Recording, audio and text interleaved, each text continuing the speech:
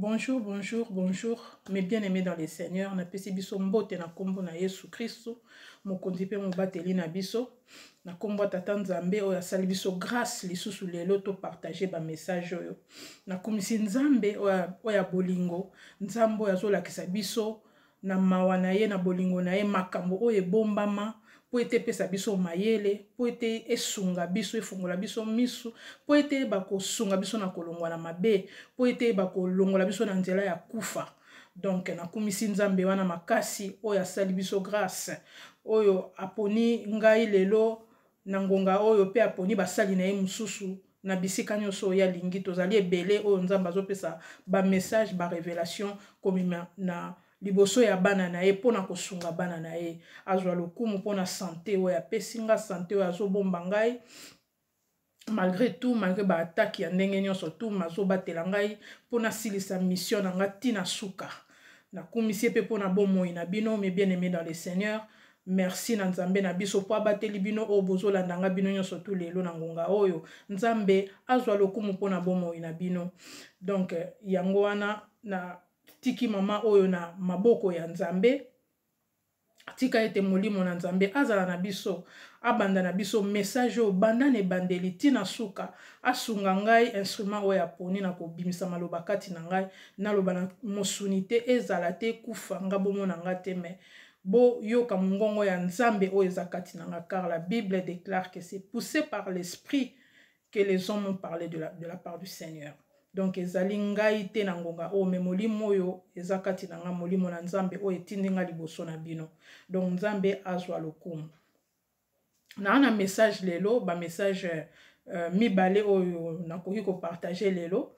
Message oyo Nzambe apesi biso par rapport ya bakufa oyo ezali lisusu bakufa ezali mais Nzambe na bolingo na ye alakisi ngai nini ebombani mingi na sima bakufa wana na milieu surtout ya ba comédien et puis pona peuple na ye mobimba. Nzambe alakisi nga penza na bandoto eloko nini ezosalama makambo nini ebombani na sima wana milimo nini eza na sima wana eloko nini eza koboma ba artiste comédien na biso mingi et puis biso bana ya Nzambe risque nini tozali ko vivre nango santo yeba eza makambo ebombana kaka Nzambe muta révélaka les choses cachées. Donc Nzambe alakisi ngai a révélé nga makambo wana apesi ngai pe mayele o na memela bino lelo me bien-aimé dans le Seigneur bolanda ngai vraiment na bokebi po bososo lelo konini Nzambe apesi biso eza bénédiction. Nzambe alakisi biso eza nini pe alakisi biso ndenge nini tokobondela poto bengana yango poto vaincre milimo wana na bandeko na biso pe ya ba comédien na biso ya théâtre Nzambe asali bango ngolu oyo na koyebisa bango na ko révéler bango secret mususu oyo ebombani na sima o misusu bayebi na kati ya ba comédien mais misusu bayebi te. Nzambe na biso azwa lokumu pe a révéler nga Nzambe a révéler nga apesi nga message moko pona na musicien na biso akufaki kala mingi te Defao. Nzambe alakisi ngai e apesi ngai cause ya liwa ya ndeko na biso Defao pamba te po ezali na tina Nzambe alobaka pamba te. Donc yango na kumisi Nzambe na ba message na mibale oyo toko partager lelo mais lelo nangi na bandana na kosenga na bana Nzambe nyonso toza na mobilisation oyo bandeko na biso nyonso ba congolais ba frères na biso ba sœurs na biso o bazo bundela mboka bazali ko se mobiliser le 17 na le 18 ya mois oyo pona ko kende ko bunda pona mboka na biso awa na Union européenne na Belgique ba ko tambola kuna le 17 na le 18 pona ko protester po mboka na biso bazali ko kata yango ko pesa yango na banguna ba Rwandais ba Ugandais toyebi makambo na ndenge zo salama ngana yeba yango na sina loba yango na sina mema message wana. Année passée, je pense, Nzamba sa révélé kinga puisque Nzamba révéla ka makambu oyo koya et pas basali na ye. Na loba ki makambu wana et voilà ceux qui to bondela ki nango makasite Nzambe alingaki asala oyo azosala lelo te po nga nayebi ke Nzambe akolongisa biso po nga Nzamba lakisa kinga mboka na biso na entièreté nango eloko moko bunga na Congo na biso ezali te bako yiba biso Congo te po nzambe na biso liso na eza likolo ya Congo likolo pe ya ba Congolais mais bandeko na biso bazwi initiative ya kotambola biso nyonso to tambola to boye eloko wana po eza mboka na biso bazo balkaniser yango voilà na pesaka message wana nzambe comme apesaki nga na bondelaki po nango enga na yebike ekosalama te. Donc, to soutenir basali na nzambe nyonso, to soutenir mboka na biso, bandeko na biso, to kotambola biso sur les 17 na les 18. Il faut tous aller en prière, musala ya basali ya nzambe yango wana. To bonde la po makambone le kamalamu to zana besoin bandeko na biso makileta na kote na biso te tolingi yango te. Nzambe abate la makila na Yesu Kristo eza na likolo na biso nyonso na mikolo wana mibale oyo to kotambola pona ko revendiquer droit na biso po to boyi mboka na biso ekabwana. Eza mboka kaka moko nzambe apesa biso. Nzambe azwa lokumu po permettre esalama bongo azwa lokumu. Voilà. Na rappelé ka bandeko na yebi ke bozo mona yango partout babundele ya mboka baza kolobango bazo ko beta trompette pona totelema to revendiquer droit na biso. Voilà comme na un message naza na ngonga mingi te na quand même quand na pesa message wana po na rappeler bandeko nanga po boye ba peke ngape mama dasa nazo bondela pona makambo wana nyonso na musana nga yango na ko bondela pona mboka na biso pona babundeli nyonso pona ba congolais nyonso balingaka mboka na biso. Nzambe azwa lokumu. Donc nazo kota na ba message nanga oyo nzamba pesi. Nzamba pesi so ba message mi balende na otolo bana bandi na message moko message ya ba comédien na ya biso bana na nzambe eza ya etali ba comédien etali biso nyonso pe en même temps mais nazo expliquer ngo siko pour to comprendre etali ba comédien et puis biso na nini. Nzamba pesi nga message oyo na leli nzamba zo la kisanga boy mais bien aimé dans le Seigneur. Nzamba zo la kisanga mama moko akufaki azaki ma comédienne ya ba théâtre na biso mama moko akufaki na lobi jeune fille mais mama moko akufaki na te jeune femme pete mais mama moko akufaki na théâtre kala mingi te. Alors nzamba zo la kisangai mama na biso wana bavandi siye mais azomona na kaza suna vite. C'était un corps sans vie. Azalaki suna vite, azalaki suna bomoite avandi, mais bazo préparer pour na ko tinda ye na mission pour na ko kende ko récupérer ba âme ya ba comédien mususu na kati ya théâtre.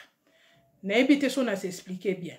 Namoni mama wana avandi, donc mama wana avandi na molimo po azali susu vivante te. Mais babimisi esprit na ye o nangina loba yango wana babimisi esprit na ye bavandisi ye basali ba cérémonie o bato bayebi makambo na ndenge ezalaka basalaka po batinda ye na chasse ya ko récupérer milimo ya ba comédien mususu. Donc eloko nzamba zo ningo yebisanga c'est quoi tant nzamba lakisinga bongo na moni nzamba yebisinga pe bazotinda ye po akende kozwa ba esprit ya ba comédien ebele comme esprit de mort. Donc mama wana azali ko œuvrer pour na ko récupérer milimo ya batu ya théâtre. Donc ngana lobi oyo mutu nzamba lakisinga so baze ebele so keza ndenge nini ngana mema kako nzamba lakisinga ye. Donc par o nzamba la kisinga yango wana et nzamba meminga na maloba ne pona ko sosolisanga yango siko na koti na message o pona biso nyonso to comprendre eloko nini zo salama to comprendre esprit de mort eza nini esprit de mort evraka ndenge nini soki oyebi esprit de mort ndenge evraka oko yeba ko bondela oko comprendre eloko moko ekosunga o makasi. Na moi parenthèse moko mes frères et sœurs ya ngai moko. Il y a quelque temps ngai moko na libota na ngai na perdre bandeko na ngai ebele. Bandeko bayebi ngai bayebi nde na perdre bandeko na ngai ebele. Donc ezaki kolandana. Alors comme nzamba saninga grâce o ya omoni sanga makambo. Nzamba lakisa ngai ndeko moko kaka na kati ya libota na biso bayaki po bazwa ye. En fait nga na telemi na ndoto namoni ba entouré ye. Alors nga nazaki musika nzamba memi nga tina komi liboso na bango. Alors na tuni bango bo sala nini. Balobi na nga il faut ba mema ye. Nga na tuni bango bo mema ye wapi? Bo mema ye pourquoi? Bo kende na ye pourquoi? Ba entouré spirituellement. Alors balobi na nga faut ba kende na ye. Tangu ba répondre nga bongo molimo na nga lobi faut boya bako kende na ye te poko kendo bazo kende na ye zali liwa. Baye ko zoye. Alors mes bien aimés dans le Seigneur, na kati ya ndoto wana na bandi ko gangela bango. Na yebisi bango te bokoki ko kende na ye te. Boko kende sika moko te botika ye. Na komo benga na bango pembeni na bino, bazo sanga no d'ailleurs écoute c'est sili nango. Et c'est sili nango donc azana ye na mikolo su na mokili te. Na yebisi bango no ngai na ko bondela pona ye. Na ko bondela pona ye ko telema. Makambo nazo ba me bien aimé dans les Seigneur eza identique na makambo nzambe ala kisinga pona ba comédien na biso pe pona biso nyoso peuple na ye. Eza makambo nga moko komela kinga.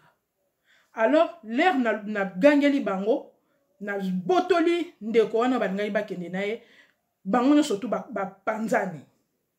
Na zwi ndeko wana nzamba longoli nga place wana projeter nga atindi nga sikona landa bato wana bakimaki. Mais bien aimé dans le Seigneur, l'air na landi bango na molimo, makam na mona kezaki grave.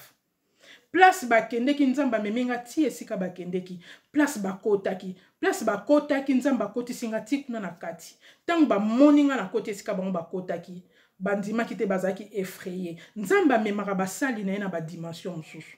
Esika oyo mabe salamaka, ti na ténèbre, nzamba kotaka biso to mona makambo ezo salama kuna. So nzamba pesi o don wana. Alors l'air ba moninga ba kangami bazaki terrorisé donc bazaki na force c'est comme si o bazako moni ezaki ngaite pona yebi pe ke zalaki ngaite zaki na makasi na ngate. Alors elo oni ninga na kende ko découvrir kuna mes bien-aimés dans le Seigneur na moni balali cielo ko moko na se ba fini ki yango penza bien. Tant nga na komi wana esprit na nge tininga na kende ka esika wana na tiki bango nyoso tu po batonga na mona ki mes bien-aimés dans le Seigneur ba bata mokili ba kufate. Bana bango bata mokili. Mais loko nzamba memainga pona kende ko découvrir nde yango nazo lobela lelo. Tangu na fungoli na keiti wana na yebi pourquoi te eza molimo za nzambe mutalingaki na fungola boye mutu nini nga na monaki. Mais bien aimé dans le Seigneur mutu azaki sima ya ba acte bango bazo poser ezaki mutu nga na monaki wana mutu nga na monaki wana za mutu moko mais bien aimé dans le Seigneur akufa kala. Aza mutu moko akufa kala na yebaki epe malamu. Donc bato yo baza na mokili o nga na monaki ba bimisi molimo wana. C'est comme ça que ça se passe. Ba bimisi molimo wana ba tindi molimo wana basali ba cérémonie ba invoquer esprit na ye. Bato bakena na ba cimetière ko invoquer milimo o ekufezaka na batina ebele. Alors batindi ye po landaka batu na libota batu bazo kufa o esprit de mort na famille, esprit de mort o ya ba famille yango wana puisque y a l'ange de la mort o ya nzambe ye moko to kota wana pona expliquer ngo ange ya mort azali ya diable azali po diable imitaka nzambe na biso. Esprit de mort pezali o ya batu ya mokili oyo bakufi souvent bato bakufaka na ndenge ya malamu te. Souvent zaka bongo. Mais nazana eloko moko parole moko nzamba pesi ngai na kati ya maloba na ye na Bible. Na ke na livre 1 Samuel 28. Po nzambe alobi na biso il n'y a rien de nouveau sur la terre. Sous le soleil eloko asikeza te. O tozo mone se salama. Bible so itisa biso boye. 1 Samuel 28 7. Na bandi na zui non na sauté na ngana zwa 6 na pesa biso raison na jongo ka moke na 6. Saoul eza li solo a Saoul na Samuel. Saoul alifala que le rebunda na ba Philistin bazo sale guerre. Alors Saoul a sambeli nzambe nzamba zo répondre ete nzamba boy ko répondre e po za yiko to sa nzambe te nzamba bwa kisie elo ni Saoul a sali. Saoul a moni que nzamba zo a répondre ete Saoul a bengi basali na ye. La Bible nous dit et Saoul dit à ses serviteurs cherchez-moi une femme qui évoque les morts. Bolukelanga mwasi moko o invoka ba wei Donc une sorcière mutu invokaka ba mort azandoki o ba bengaka ba voyante biloka bongo ba médium mwana nyoso tout, ça n'a rien à voir na bonzambe. Mwana nzambe asalaka biloko wana te epekisami na livre Lévitique nzambe apekisi biso toza na contact na ba mort. Donc alobi biso toza ba vivant bato basalaka yango ba invokaka ba mort bazali yango tozomona na parole ya nzambe. Ayebisi ba serviteur ne bolukelanga mwasi moko azo invokaka ba mort po nzambe aboyi ko répondre ngai. Na ke na 1 Samuel 28 na kiti na 15 mwasi basaline bayebisi to yebi mwasi moko a invokaka ba mort alamusaka milimo asalaka makambo. Alors Samuel alobi Saoul alobi bolukela ngai mwasi wana. Alors na tokiti mbangu pona na mwango na biso na 1 Samuel 28:15 Bible se biso Saoul a sololi na mwasi wana atuni olingi na bengela onani na invoke nani po yo moko yebisaki biso ke na mboka wana nano yebite ke za Saoul abi na mboka obo pekisaki mibeko ya nzambe ezali ke to invoka ba morte ya yebisi a garantir habiter ko sala eloko te ngamo na permettre yo invoquer lenga mowe moko pona za na posa na solo na mowe wana. Alors moi sona tuni olingi na invoquer onani ya lobi invoquer kaka mo na bato ba kobima ngai na koyebisa yo tant na komona ye na koyeba. Alors moi sona bandi ko invoquer Bible se biso ke molimo moko bandi ko bima ala Saoul atuni ye muto ozomona mutu mo sona biwi na moni mutu azomata mutu akufa azomata. Donc molimo na ye ezomata eza lokwa makambo nzamba la kisenga lokwa makambo zo salamela ba comédien. Alors atuni azandenge nini ya bando expliquer bina moni mutu moko azomata c'est un vieillard aza mukolo alati manteau. Donc alobi nazo senti bonzambe na mutu wana. Donc Bible je sais biso ke Samuel akufa ki na ye déjà mais bonzambe don na ye ezaki na tina lilita.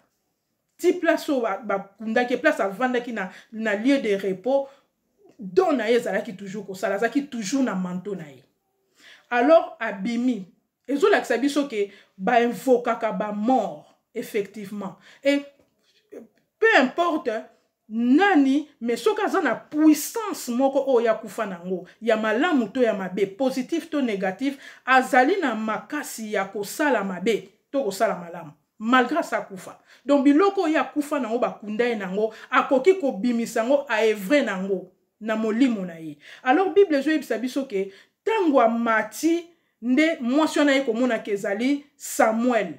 Nde Samuel mutakufa azotuna Saoul. Eloko nini obengelinga pourquoi déranger molimo nanga? Nazo pema pourquoi yoko troubler ngai? Mais bien aimé dans le Seigneur n'était soto zolanda. Molimo o ekufa azo solola na mutu aza vivant. Ba invoquer na nani na nganga. Na ba médium ba voyante soki nganga. Amatiseli ye a invokele molimo ekufa. Ya bandi ko solola na ye. Alors atuni olingi nini? Obengeli nga nini? Saoul azo yebisa Samuel, mosali ya nzambe azo yebisa ye. Na bengi yo na invoke yo po osunganga po ba Filistin bazo bundisa ngai. Mutakufa na muta vivant ba osolola. Alors mutakufa tunieni na salela onini obengeli nga nini? Nzambe déjà sa rejeta yo bengi nga lisusu pona ebisa yo nini. Alors tango ebise ke ba Filistin bazo bundisa ya lobine a répondre ya lobi yo nzamba sa rejeta ki yo. Lokolo bengi ngai on invoqué ngai donc molimo na ngai na ya pona sunga yo na opeso réponse oyo. Ndenge uzawana po Samuel amoni oyo kokomela e okomela ye pe asakoli molimo oyo ekufa esakoli pona Saoul ayebisi Saoul lobi na ngonga oyo ba Filistin ba oboma yo na bana na yo. Donc esprit de mort oyo Saoul abengaki alamusaki ebomi ye. Donc esprit de mort ba invokaka yango bandoki basalaka ba cérémonie po batu bakende neti batonga na monaki na misu na baza batu mokili me bazana misala mabe bake ba invokaka ba mort Au moins na kati ya libota bato bazo kufa. Eza esprit de mort.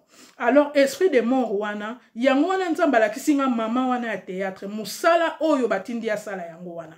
Yango ba mort eze belé na théâtre. Mais pona nini liwa ekokanga bato na théâtre.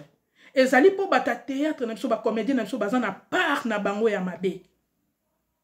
Baza na part ya mabe, bazo tambola malamu te. Po soki bakoki kobengelo esprit de mort batindeli yo ngai nde naza bataka nga mikolo nyonso to. Mais bakolonga nga te pourquoi po na bomba mina nzambe. Po nazo tambola na kobanga nzambe. Eloko nzambe azo senga biso yango wana to tambola na kobanga yango nzambe azo senga biso repentance. Azo senga biso to tambola na sanctification. Na kobanga epo ata soki molimo wana eleki ekanga biso te. Donc yango nzambe alakisinga makambo bata théâtre pe ya biso bana na ye pourquoi po nzambe azo yebisanga ke esprit de mort eza makasi. Nzambe azo pesa message na biso terre entière mais na biso ba congolais esprit de mort eza makasi na Congo. Na bande koloba likambo depuis novembre année passée ya ba accident. Ta nzambe azo loba tozo yoka te makambo ko salama. Soki to zwango na importance te. To jui, to bois qui to rejeté prophétie. Makambo wana o to rejeté. So to kebite esalami la biso. So ke salami biso te ko salami la famille na biso, bandeko na biso. Ndenge tozo mona. Nzamba so ebisanga ke esprit de mort ezali makasi. Esprit de mort ezali ba kufi nyonso to moni bazo kufa to ebinde bazo kufela te par sacrifice.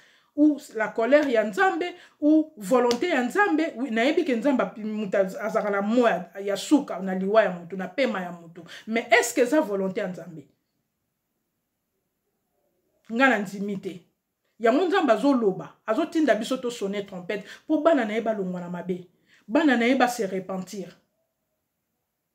message yo ezali lisusu nzamba pesi na ba comédien na biso bango mo bazo tambola malamu te mabe eza mingi ba se repentir et ba yeba yango ke esprit de mort eza likolo na bango siko comme ba yebi bazui message oyo eza na tina ya koyeba kombo te ya mama wana po nzambe soka pesinga akopesa susu na messager na yem susu papa moko to mwana moko molimo akufi na ndenga malamu te akomaka muto ya musala esclave na monde ya ténèbres. Na monde à ténèbres akoma ko evre. Dans monde à ténèbres akoma ko sala ba mission ya mabe. Ba mission nyonso bandoto nyonso tolotaka ya mabe wana. Bato bakufaka malamu te, milimo na bango ba utilisaka ngo tina jour à jugement asuka. Baza donc na lié ya tourment.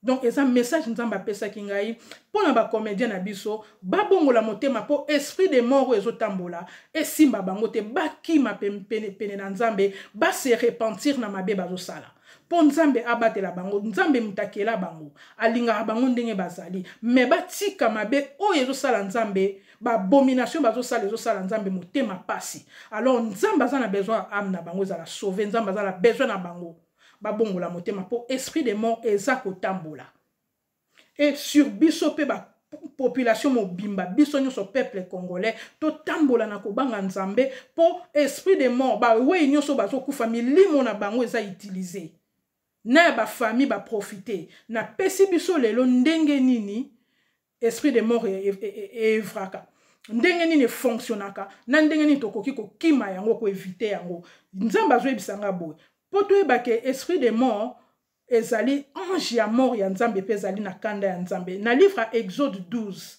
na zui Exode 12 ezo yebisa biso boy nzamba azoloba biso poto bika na esprit de mort tango esprit de mort wana ezoleka po bandeko nanga batu bakokufa ebele batu bakokufa mingi progressivement poto kanga hémorragie wana biso tobika nzamba lobi na biso na Exode 12 les signes du sang alobi na biso boy l'Éternel dit cette nuit-là je passerai dans le pays d'Égypte et je frapperai tous les premiers-nés le sang vous servira de signe sur les maisons par-dessus vous il n'y aura point de plaie qui vous détruise.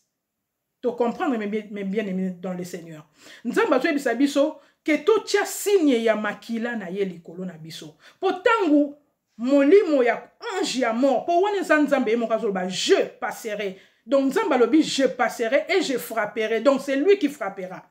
Je passerai. Alobi te bandoki l'air wana alobi esprit de mort a famille na biso te. Alobi ye moko akoleka, ako frapper, ako boma. Pour te comprendre que ange ya mort azali, esprit de mort pe ezali, o ezali ko evre en tant que bateau bakufi, oyo batamabe bakendaka ko invoquer. Tout le temps histoire oyo na 1 Samuel 28 c'est pour comprendre que effectivement maloba o nzamba pesaka eza ya sikate eza maloba attesté na maloba ya nzambe. Voilà message on azaki nango ya liboso ya esprit de mort sur biso nyonso ko bana na ba comédien na biso nyonso bana na nzambe to sala keba to bongola motema esprit de mort wana emo na biso te. Message ya mibale o nzamba pesaki nga eza message ya ndeko na biso de fao. Musicien na biso oyo akufaki. Na lali nzamba azolakisa ngai na bandi omona na telemi liboso ya écran moko boye. Na bandi omona ba film ezoleka. Ba film mome ya mikuse. Eleki neti une minute, une seconde eleki ndambu mais ebele ezoleka ezo défiler donc liboso nanga. Lero nazotala ba film wana ndambu ba film ngo nyonso ezaki ya defao. Nazomona defa wazoleka o eleki donc mais bien aimé dans le Seigneur makambu nyonso o defa wasala na vie na ye nyonso mezoleka ndambu ezoleka na misu na ngai pour dire que nakangi même pas tellement que ça ebele mais nazomona defa l'air esili na sisi kotala wana na oki voix audible nzamba zo ebisanga oyo defa akufi nzamba zoloba na ngai defa akufi. Et l'autre est bomi de fao ezali vaccin. Vaccin mte bomi de fao. Akufi ne loro mususu te, akufi pe na ngonga na ete, akufi mbangu précocement parce que vaccin oyazwaki mte bomi ye.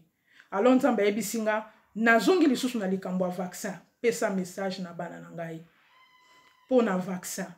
Kozale kenge muto azwi vaccin abondela nzambe. Ce qui nous a likambo alors est vraiment spirituel, ce n'est pas bon. Yango mutu écourté via des fao, eza vaccin o ya swaki. Donc to sambela biso batuto zwaki yango, en fait na lobi biso nga na zwi yango te en tout cas, mais na lobi biso pona ko généraliser. Biso batuto zwi yango, na biso botuto toza tenter ya ko zwango, to yebeza nini. Ezelo ko moko ko yiko kata vie, kati ba vie belé. Alors nzambe alakisi ngai précisément oyo pona musicien na biso artiste na biso ya munene defa o autaki kokufa ke ezali vaccin mutu e kativi na ye ezali eloko mususu te comme ça au moins pe epesi biso assurance na ba question mituna ebele o tozaki nango même na libota na ye toyebi pe toyebi eloko eza important eza eloko ebomi ye. Et loko ebomi puisque nzamba ça permettre pona ye mais biso batuto tikali tozwa mayele ne loko wana nzambe alobi yango lisusu et moi j'étais vraiment na kumisi nzambe po alakisi et alobi lisusu alors ça très important tongana ça vraiment na impact mingi na bomo ina biso ndeko na biso na ebite soka se prépara ki malamu po ekata ki vi na ye. Alors nzamba zo réveiller mémoire conscience na biso na likambo tonga wana toyeba ko bondela po nango biso batu o tozwaki na ba oyo bazwi na nute nzambe asunga biso toyeba tonga wana ezali nini ezali tonga moko malamu te zo mema nanu na kufa et puis ezo sala effet nini na bomo ina biso et spirituellement ezanini. Donc eloko nzamba lakisa nga yango wana j'ai compris nzamba se faire comprendre que ezali message ya tonga. Donc alakisi nga te des fois azana enfer azana pate pe na moni ete nga mona nga bat bakufa te na moni na nga ete o to sololi na moni na paradis na te. So nzamba nga pesa nga message moko netu ya pesinga par rapport à message alakisi nga esprit de mort. Ça ne veut pas dire ngai na kutani na batu bakufa non, c'est pour m'expliquer ce qui se passe. Donc voilà na moni été donc pour na lingara confusion te na ebi bana nzambe musu ba comprendre bien te to musu pe bazana bango bana nzambe te na ebi na ngai mais nzambe azomona bino bo balusa message o te na kutani na été o asali bo non nzamba pesinga la raison pour laquelle il est mort o atiki biso zaki pona tonga. na kumisi nzambe po nga moko pe na yebi lelo eloko yo ememi vi na ye nzambe ye moko kaka azwa lokumu biso tozala mayele toyeba kotia en pratique makambo oyo nzambe azolakisa biso to comprendre tongana malamu soki ezali na capacité ya koboma ya kozwa bavi ya bato alors ezali eloko moko malamu te mpona bomoi na biso vraiment nzambe na biso azwa lokumu me bien aimé dans le Seigneur na souhaité bino lisusu bandeko nanga une très bonne journée naza na ba message mususu na komema pona ko partager soki Yesu na biso azongi kozwa biso te na kozonga na message mususu pona ko partager na bino bana na nzambe nzambe na biso azwa lokumu abatela biso to bondela mingi to bondela mais bien aimé dans le Seigneur puisque temps eza malamu te message ya lokuta ekozala te na le bisabino nzambe alobi tout va bien non année o toza ko bunda po prophétie ya biso ba congolais ezokokisama tokomi na signe il faut totala ba signe ya temps tokomi pembeni makambo ebele kosalama na mboka na biso po nzambe ye moko aza liboso biso tozala makasi na prière tokangama na nzambe totambola na kobanga ye po tomona gloire ya nzambe tobima lokola bana Israël te oyo bakufaki bango nyonso na désert bapromettre bango délivrance terre promise mais batikali komona yango te mpona nini incrédulité na bango dépendance oyo bazalaki nango na Égypte moye bakabona nango ezalaki te alors nzambe ye moko muta bomaki bango na désert donc tokende tokoma so tokomi muke ebele batikali e ozala pasi alors nzambe azofungola biso misu tozala mayele mais bien aimé dans le Seigneur ngana ozonga comme na lobi à très bientôt bonne journée mes bien aimés dans le Seigneur que Dieu vous garde au revoir.